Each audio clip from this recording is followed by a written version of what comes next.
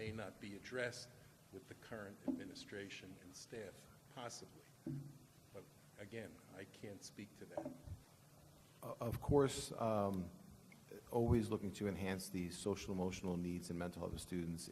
Always enhancing those programs are important, but there is a full mental health staff available at the high school, the middle school, at the elementary schools. But with that said, enhancing opportunities for students is always a goal. Right, and our people are full drug and alcohol counselors, so they're trained in abuse and drugs and alcohol, where a psychologist may have that training, but they're not specialists in that field. So it can work. It works together in the other districts. So it's a matter of what you want to take advantage of. I assure you, we will certainly look into it. I mean, this board wants to make the right decision. They don't want to make it yesterday. They want to take their time, and we want to find out exactly what we could do, what the possibilities are, and get everybody's input. And I think what Mr. Poole suggested about having a couple more maybe roundtable discussions to be a little bit more intimate, and so we could have some further discussions would probably be the best thing to do if the board is in agreement with that. Yeah, good. You know, like I said, we're not looking to make the decision now. We want to make the right decision for everybody involved in the community. Thank you. Yep. Thank Are you. there any other residents that would like to talk? I know you've been patiently waiting. Hi, I'm Erin Schmalzley. I'm a teacher here at the high school. You just signed in too, please? I did Okay. before, yeah. And I've been a resident here since 1973. And I bought my parents' house. My kids have all gone here. I went to Briarcliff in second grade and had Mrs. Tastrom as my second grade teacher. Not that you need to know all of that. But I love North Shore Youth Council because the after-school and the preschool, the before-school and after-school programs that we do use here for the North Shore Youth Council, my children were all involved in, and they were fantastic. As far as Briarcliff, the school is concerned, I really think it's short-sighted. I know that the enrollment is going down in the next 10 years, but to get rid of a building and 10 acres of property in Shoreham Village outside of the school district, I really, really think would be a big mistake, because it's property you'd never get back. It's property that's been in the district forever. I don't know exactly what to do with it, but as far as one of the things that was on the proposal up there that Mr. Poole went through is that there is, there's no need for, if the administrative offices, like the district office, would to be located in Briarcliff. That's not really necessary because there's enough room at the high school. As a high school teacher, I can tell you there's not enough room at the high school. I'm sharing my room with another teacher. We're going back and forth. I'm not the only one. There's probably, I don't know, at least 20 teachers at the high school that are sharing rooms. We wouldn't have to do that necessarily if the administrative offices were in Briarcliff. From my children having been at Miller Avenue and Wading River, both buildings, and the consolidation, I don't know that any Miller Avenue or Wading River teacher would agree that there is enough room for a pre-K to go in there on top of all the kids that are already there. So I don't really agree with that assessment. Especially because I have a classroom where, when I've had classes of 32 kids, I can't fit them in the room that I'm currently in. I'm literally wall to wall, and there's about a foot of space for myself in front of my smartboard. So, that's not accurate in my opinion. Now, I'm just curious. I know the proposal said with Briarcliff about the ADA and the ADA compliancy with an elevator. If there was to be just a first floor usage of Briarcliff with, let's say we were to move the district office there, would you need to have that $4 million improvement? Would that be necessary? Improvement, excuse me, to meet That ADA would just need to be determined. We haven't really considered what the square footage requirements would be for moving central office over there, so that would have to be determined. That might not be a bad idea, because I understand that the second floor, and I understand the elevators, and I understand that trying to rebuild a building that is that old to make it modern might be cost prohibitive. But some sort of maybe combination of and I don't think it's too far out of the way. It wasn't too far out of the way when we had the elementary schools there. because somebody mentioned that prior, previously, if the administrative offices were over there, it would be so far. No, it's still in the district. It's not any farther from me than, for somebody else than I had to go to Wading River to pick up my kids after school. Jerry said that he would take the office with the fireplace, right, if we go over there? Winter views of the sound, That, study setting, fireplace. I You live might right never elevator see me for in high that. school. I live right down the street. I live on Briarcliff, so it's, everybody is talking about the uniqueness of the building. There's just nothing like it. There really isn't. And whatever you do, please don't shut down the snow, The sledding? sledding hill, excuse me. I don't sled anymore, but my kids still do, and, so if you happen to sell If we it, there could has to be a little landmark caveat. that would be awesome, right? I'm sorry? If we could landmark just the hill, that would be Just the hill, awesome. that would be great. Anyway, I really think it's short-sighted to get it out of the district, to let it leave the district. Leasing it to an educational program, fabulous. The North Shore Youth Council proposal, if and when there becomes one, I'm all for it. Administrative offices over there, fantastic. Don't get rid of it, please. Thank you. Thank you. If I could just speak a little bit to some of the things that were discussed there. I just want to, again, remind everyone, as board members, we participate in a lot of other advocacy workshops on the weekends and legislative committees and things to try and get a better grasp at what's happening across the district. And one of the things that comes to mind just recently is at, I think it was the legislative one, it was an interesting graph put up by one of the presentations where enrollment in the school district is dropping in general. So one of the, when we look at enrollment here, and again, it's just a projection, right? Anything can happen. It's not, we're looking at one bubble. There tends to be a trend that we're seeing. And so when we look at enrollment, that's obviously a conscious thought we have about what are we going to do in the future, how much space is available in the future. And when it comes to pre-K, the idea isn't to crunch 30 kids in a room. That would never be the idea. It would be planned out accordingly with, enrollment.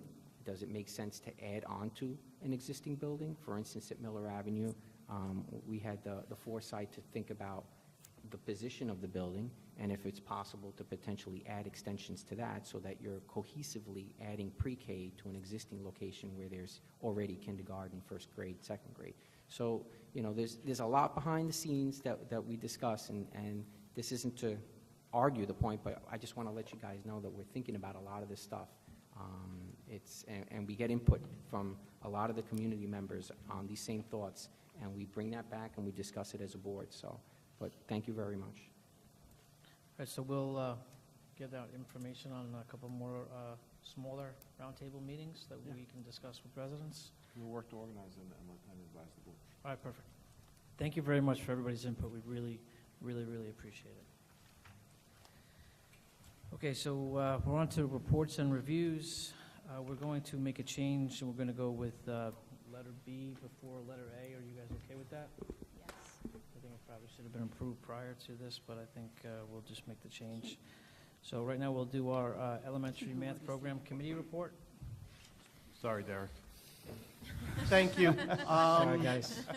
In just a moment, I'm going to invite members from our math committee who have really dedicated a tremendous amount of time and energy into reviewing programs and coming to a conclusion for making a recommendation for our elementary program to the dais, up to the podium to speak.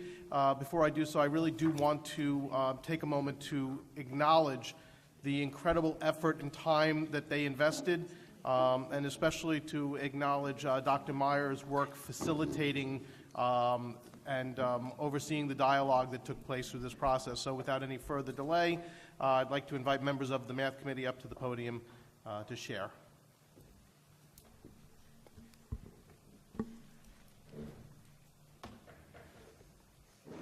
All right, so Dr. Meyer said I'm supposed to introduce everybody. So really, Can you there are a talk like lot a more of pirate? us than just the ones right here.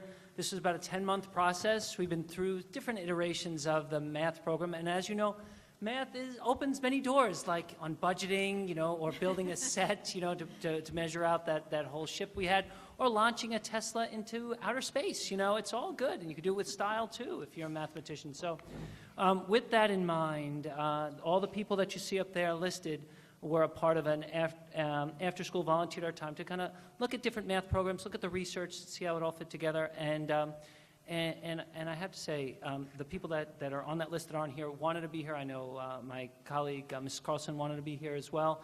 But we're all balancing, and so all of these people volunteered to actually be the presenters tonight, which is great. With that, I'll turn it over to Dr. Meyer and the team. Thank you. So the point of tonight's presentation is to share our process with you, share our rating rubric for the program, as well as our recommendations for the program adoption. And I wanted to sort of set the stage how we really arrived at the formation of this subcommittee of our Curriculum Development Council, and that is through the work of our STEM planning days at elementary. So through a lot of grade level conversations, we discussed some inconsistencies in our continuum in both vocabulary and the different skills that our students are exposed to. And that sort of set the stage for the conversation that led to the formation of the subcommittee and ultimately to the recommendations this evening.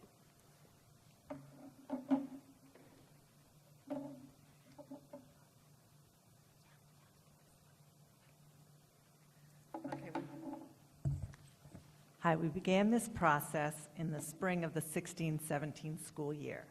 We knew that we wanted this to be a thoughtful, well-informed process, and we knew that that would take time. In the spring, we had 2 very productive meetings. In those 2 meetings, we determined what was valid to us as a school district. We wanted a comprehensive, rigorous curriculum that prepared our students for the following grade. We also wanted to ensure that we were meeting all the mathematical process standards as well as the content standards. We wanted students to have access to materials and manipulatives as needed. We wanted valid assessments that could inform each teacher's instruction. Finally, we wanted to give teachers easy access to materials and digital resources. We chose a rubric that would facilitate measuring these objectives. We also reached out to high-achieving districts on Long Island to see what they were using and reported back to the committee. At the end of the school year last year, we had 4 products that stood out to us. We decided that we would look more deeply into these programs in the 17-18 school year. In the beginning of the school year, we had product demonstrations for each product that we had selected. Each committee member evaluated the products using the rubric we had selected the previous year. We then compiled the results of our rubrics and discussed our findings. At that point, we eliminated one of the 4 products.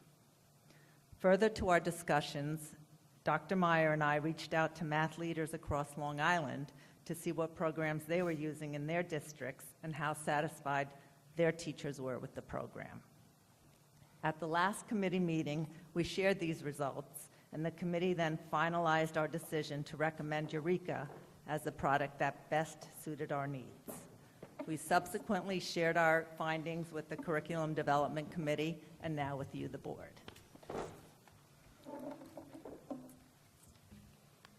These are the results of our rubric. As you can see, Eureka scored higher than the other programs that we looked at. Our recommendation is to adopt Eureka for 5 years. This way, teachers can become comfortable with the program rather than change from year to year. We are also recommending professional development for our teachers this year in the spring, as well as next fall. This will make for a smooth transition. We are looking to make a site visit this year to see another district that is using Eureka. We'd like to talk to teachers and administration regarding the program, its components, and their implementation of the program. We also propose parent workshops. We always have questions from parents about ways to help their children at home, and we're really happy that Eureka has a strong parent component. Next year, during our STEM meetings, we will continue to support the teachers with the implementation of Eureka. We meet 3 times each year at the beginning of each trimester so we can collaborate on instruction and share ideas. We also recommend curriculum writing. We have many activities and games that help our students learn and increase their math fluency, and we want to make sure that we align those with the Eureka curriculum. We have a short video that tells us a little bit about Eureka Math.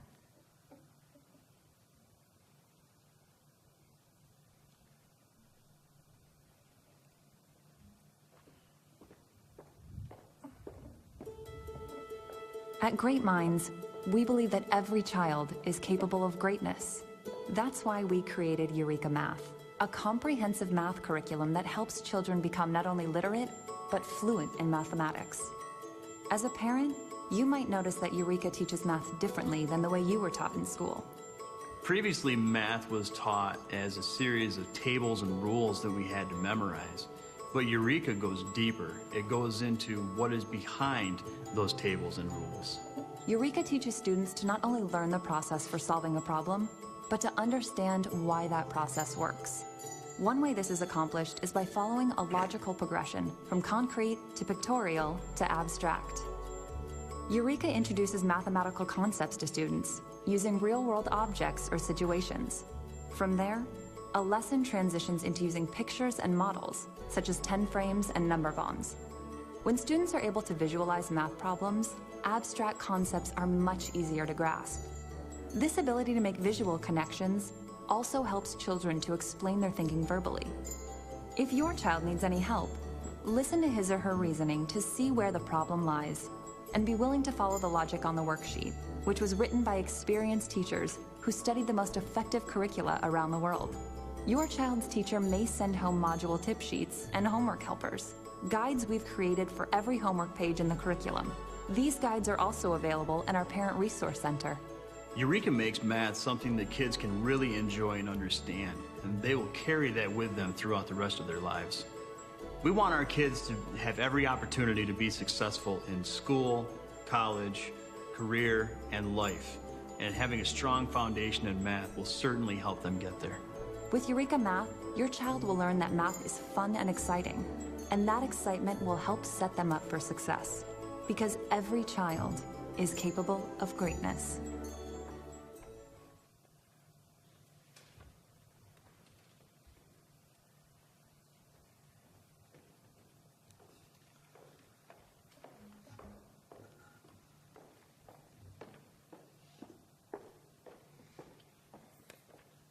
As we mentioned, and you saw in our rubric, Eureka Math is aligned to our content standards and to our mathematical practices. Eureka Math was actually developed specifically for the new standards. This one was one of our selling points of the program. It didn't tweak an old program and align it to the standards. It was built on the standards themselves. The curriculum is coherent and straightforward. Topics are revisited in each grade. The language is consistent, and learning starts with concrete and goes to pictorial, and when the students are ready, extends to abstract. And we saw that in the video. Eureka provides print materials, manipulatives, digital resources, and professional development support. As you can see on the curriculum map, although it's a little small, everything is laid out. Change it, I'm sorry. It is a little small. Everything is laid out in a way that is easy to understand. It's easy to see how the standards are interwoven within the grades. Thank you.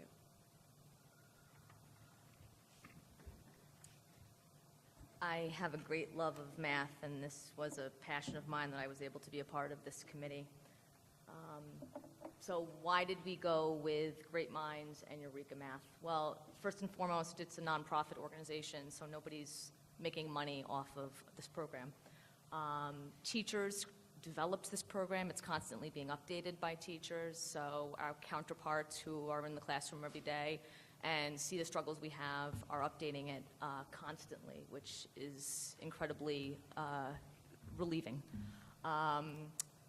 The biggest piece of this program that we felt was so beneficial was that whereas old programs and resources have pictures and drawings and colors and doodles everywhere, This is really to the point. It doesn't have the frills. The children that struggle with paying attention aren't going to be distracted by the little doodle man on the side and shading in figures.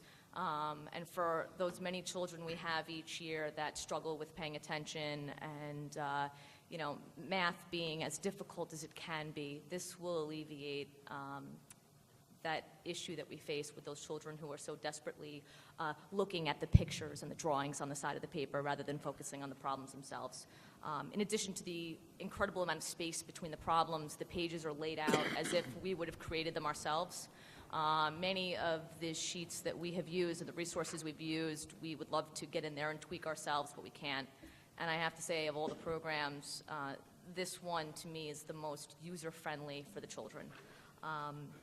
It's aligned between the grade levels. They will come in. I personally teach 4th grade, so come when we start next year, the following year, the 3rd graders will come in with the same vocabulary, same understanding, consistency across the entire grade, which will be invaluable for us as we enter the new grade. The program comes with assessments, informal, formal. It comes with spiral reviews. It comes with fluency reviews. We can keep up with the multiplication facts, going back to previous units and incorporating it into the new unit we're in now.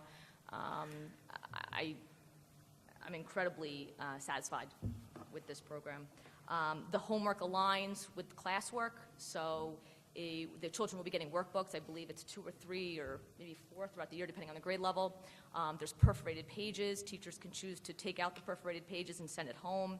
The page right before the homework is the classwork, so it all ties together. And the problems basically mimic what's done in class. Let me go to my next. So again, nonprofit, the curriculum is consistent and constantly being updated. The parent support, this is always something that comes up every year. How can the parents help their children? The parent support here we find very, very helpful and resourceful. The parents will have access to helping the children with the homework, how-tos, and those questions we get of, you know, how do you do it the new way? And, you know, parents weren't taught what the kids are being done now. This will have the resources for the parents to see how we're teaching it in the classroom to better help their children at home.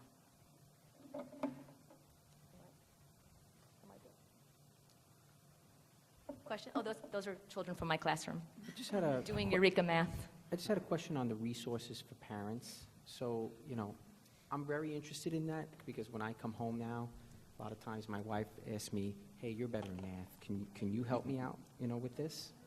So I'm looking at her in the camera. You're not alone. But, you know, all joking aside, how do we, you know, how does that work with parents? You know, how easy is that? Because the math portion of it, for parents to support them on it, you know, how is the presentation done on that? Do you want to comment on it? Every lesson has a parent tip sheet, so that you can go online and you could get that parent tip sheet, or the teacher could tell you how to get it or give it out at the beginning of that lesson. So you'll be able to help your child with every single lesson. Okay. I've gotten response, some of the worksheets they work on now, some of the parents, I mean, my wife was looking at the tip sheet and she was having difficulty and she got a text from another parent saying, I don't get the tip sheet. So, I looked at it, I'm having a hard time understanding why they don't get the tip sheet, but again, sometimes it's, what's that? Am I engineering back there? So, you know, is there any other resources other than that? Because I know, you know. So the design of the program is very intentional that the classwork mimics the homework. So in addition to the parent tip sheet, which really explains the discourse that happens in the classroom that day, the parent could turn back one page to see the classwork, which will be an exact model of what the students are expected to do in that homework assignment that evening. Oh, that's good, because they have a reference. Because when you're looking at a worksheet, you don't have yesterday's worksheet. So, Right now, I have a bunch of colleagues in the building who are using Eureka Math, and currently we don't have the workbooks right now. We're printing off of the site to get our worksheets. We don't have full access to the program right now, and we're itching to get it when we have these workbooks, the kids will be able to come home with the classwork, and the very next page is the homework. So you will have the ability to look back on the classwork, which, as Dr. Meyer said, will mimic the classwork, which will be of huge help in asking your child, okay, what did you do here? At that point, if there's issues in the classwork, I'm sure you would see the teachers writing and, corrections and helping them guide how to do it, in addition to the tip sheet. But right now, we don't have the workbook. So I can't speak of personal teachers, but having the workbook with the class sheet before the homework will be of great assistance as well, so they can show you what they did in class. Thank you. As a parent, I'm really excited about this because at the presentation Dr. Meyer made last year about math, there were so many parents that were like, we don't understand how to do our kids' math homework, which is what Henry's saying, and it's not just the wives, Yes, I will that's point true. out. But, so I'm really excited about the parent piece, and as a former educator, this really sounds like a great curriculum, and it's coming from teachers, which I appreciate, but as a board member, I just wanted to ask, I said before the stakeholders were the students, and this seems like it's clearly aligned for the kids, but also our stakeholders are the teachers and the staff. So while there is a really dedicated subcommittee here that I'm very thankful that you did this work, has the conversation gone to your colleagues that are they also wanting this?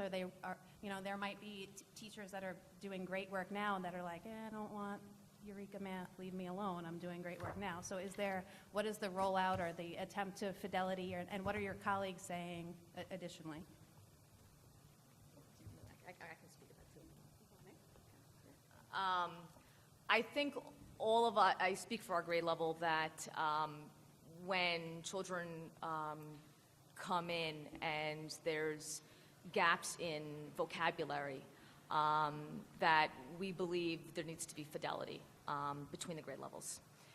With that being said, Dr. Meyer has said to all of us that the Eureka Math is not the end-all be-all. It will be our program, but we will be able to go to the games that we've created and those smartboard lessons that we've created and implemented into the program as well, that we're not being asked to dump all of the materials and games that we've created over the many years.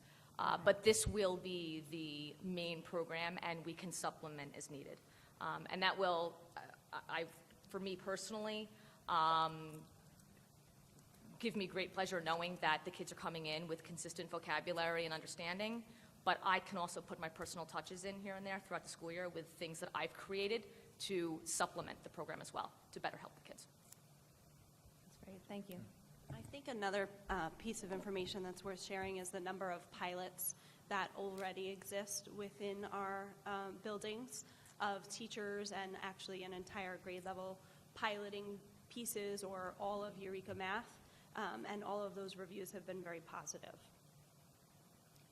I have I'm sorry, go ahead. I was just going to continue to answer. Is that okay? Yes. All right. So, of course, we're doing something new. Change is difficult. Some people are going to embrace it right away, and let's be honest, some people are going to be like, wait a second, I've been doing something different for so long. And so part of those, it's like water the grass. Let's celebrate those that are doing it and bring us all here together. A few of us were at an intensive workshop over the summer, 5 days, like really long days. Dr. Wu don't apologize, it was great because we knew we were adopting this.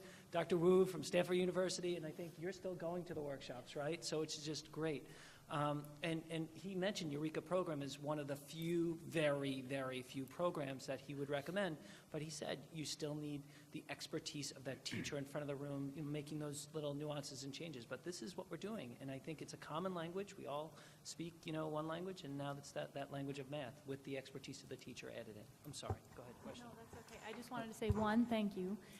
Two, at the training workshop for the Fat City, the thing that struck me the most was the slide when Chuck said that we have students who are distracted and students who don't pay attention to anything. And for students who are distracted, it's not that they're not paying attention, they're paying attention to everything, as you were saying, Mrs. Roberts. So I truly appreciate the lack of gimmicks and the focus on math here. And the question I had was, what impact, if any, do you see with the assessments being done through Eureka? do we still need Alex? Do we still, where will this end up taking the place? Would it be redundant? Can we have a savings of student test taking and funds by eliminating that piece? So I think one of the important things that we are noticing as an administration and a faculty is the multiple measures that our screeners provide for our students. And in addition, those students who need the extra support, the adaptive intervention available at home, available through AIS, and all of those different things. So it's, at this point, we see a need for both in our program. And some of the assessments that we're talking about in Eureka are little exit tickets where, after you finish the lesson, the students do their practice and they give you a little exit ticket and you can go through those. It's a small form of assessment. You go through it and you see who's got it, who almost has it, who doesn't have it at all, and you can form your next lesson from that information. So it's very helpful to teachers. So one of the great things here at Shoreham-Wading River are the teachers. And, I like to think the reason you go into teaching is because it's a love, it's a passion, it's something. And in a lot of ways, it's an art, right? How you teach, every teacher teaches differently on getting the subject matter out. So making it fun, right, is really important. You want kids to have that desire to learn and continue to have fun. So what I heard you say so far is that, well, yeah, the teachers will be able to interject their own teaching mechanisms. So I guess this is really a question for Mr. Parinello. I mean, in your opinion, is math still going to be fun, to do? Yeah, I think he would adopt it. You're saying that wouldn't be absolutely. What, are you kidding me? I think by having the common language, I think we can celebrate and even more than in the past because like we're doing immigration in third grade in a couple of days, right? So we're all doing it together, but each teacher has their own component. And teacher efficacy is one of the highest forms of student achievement. I think the only other one is having the positive thought that your children will exceed on a high level. If you look at John Hattie's study of student achievement. So if we have teacher efficacy, that we're all working together, common language and high goals for our kids, and saying we could do this together. It's not just your kid or your kid, it's our kids. I think we're going to have a lot more math celebrations. We're all doing the same unit. Come on, let's come together. Let's do this. Let's do something special. Let's do a crazy idea. Yeah, we're going to have some fun with this. We've got some plans. Okay. My class is using Eureka, and we're playing Jeopardy tomorrow. Oh, that's fantastic. Well, I just wanted to add, or maybe just thank Dr. Meyer for her comprehensive response. I had shared a bunch of questions with Mr. Poole, and she really put a lot of time into responding to those. And her responses, my apologies, generated some more questions for myself, so I did get some additional responses. And seeing this excitement has really kind of reassured me that we're moving in the right direction. Henry mentioned the art of teaching, and it's important to have that common language, that grounding. So when you're unsure of where you're heading with your teaching or a new topic, you have some kind of commonality in your grade levels, vertical and horizontally. The one concern I had with the program was, and I know every program has a variety of scripts and prompts.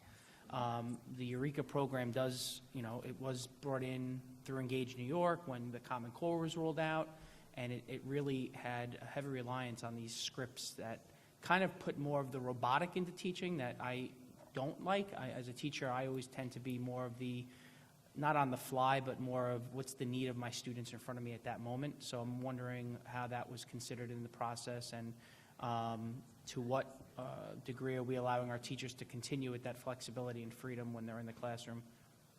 So Great Minds, the publisher of the program, actually advises against using the script as a true script. If you, I will say most of the commercial programs out there, including this nonprofit program, offer some form of a script as a professional development for teachers. What questions should you anticipate? What questions should you intentionally plan for so that you can have meaningful mathematical discourse in your classroom? And that is the intent of the scripts, especially in our district adoption. So it is not to turn our teachers into robots, but to give them a background to fall back on if need be, and to really formulate their thoughts for that intentional discourse. Thank you. I'd just love to add one more thing. You know, you look at literacy, which is, I know you have a huge background. You look at the Wilson reading system. You know, it is formulaic in ways, but it's based on research, so it's effective. And many of our teachers are comfortable with literacy, and some might not be as comfortable with math. I noticed this past year we adopted mystery science, and I have to tell you, so many teachers wanted to be observed in mystery science because it's so great. They have the prompts, they have video to go along with it, and so with this, I'm expecting the same sort of embracing it because they have that comfort level. And just to tune into fun for just a second, I had someone else was the principal for the day, Samantha Murtha, who's an incredible principal for the day. She's just taken over the world. We had her evaluate the math programs, and we put them all out there, the ones that were really catchy and everything. I was like, there's no way she's going to pick Eureka, you know, because it's not flashy and everything like that. She took time. She took about a half an hour, evaluated each of them. You know, we went through the rubric, and she picked Eureka. And so that's a student perspective. She was like, it's clear, it's Mr. Parnell, I understand the math, you know, whatever, it was a fraction unit that we were going through, so it's just a Careful, Lou, she might get you a job. That's our goal. Take it over. I'm a kindergarten teacher in Miller Avenue, and we started Eureka at the end of last year. And I have to say that all of my colleagues, not just myself, we like Eureka. It's still a lot of hands-on activities. Okay, there's a script, but it's almost like a play. You practice your part, and then you sell it. So it's really no different than even TC. TC offers you a script for your reading and your writing program. You just practice it, and you sell it. So it's not necessarily, oh, I have to sit there and read the script there and then teach a lesson while you're reading. Okay, my notes to you, I was reading because I get nervous public speaking. You're doing great. But I really think that, you know, don't look at the script part. It really, teachers are there to do what they're supposed to do, and the kids are having fun.